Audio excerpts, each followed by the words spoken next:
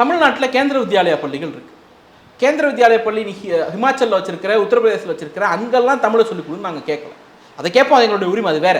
நீ எங்கள் மேலே திணிக்கும் போது குறைந்தபட்சம் அதை செய்யுங்கிற கோரிக்கை இருக்கலாம்.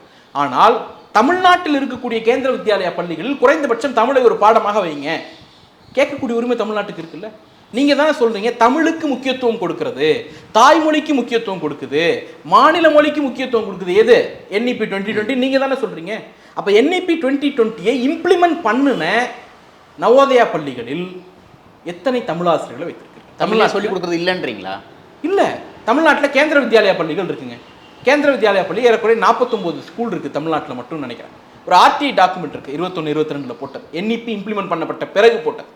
அதில் 53 சமஸ்கிருத ஆசிரியர்கள் இருக்கிறாங்க தமிழ்நாட்டில். 49 பள்ளியில் குறைந்தபட்சம் பள்ளிக்கு ஒருத்தராக இருக்கார்.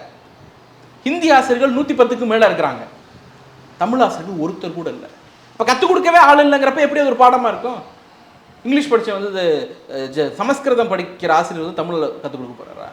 வாய்ப்பு இல்லைல்ல. இன்னொன்று, 6ஆம் வகுப்புலேருந்து 8ஆம் வகுப்பு வரைக்கும் சமஸ்கிருதம் கம்பல்சரி லாங்குவேஜ் கேந்திர வித்யாலயாவில். அதே போல் நம்முடைய ஹிந்தி வந்து கம்பல்சரி லாங்குவேஜ். ஆனால் தமிழ் கம்பல்சரி லாங்குவேஜ் இல்லை. நீங்கள் தான் சார் சொன்னீங்க தமிழை வளர்க்குறதுக்கு தான் நாங்கள் வந்து NEP கொண்டு வந்திருக்கோன்னுட்டு.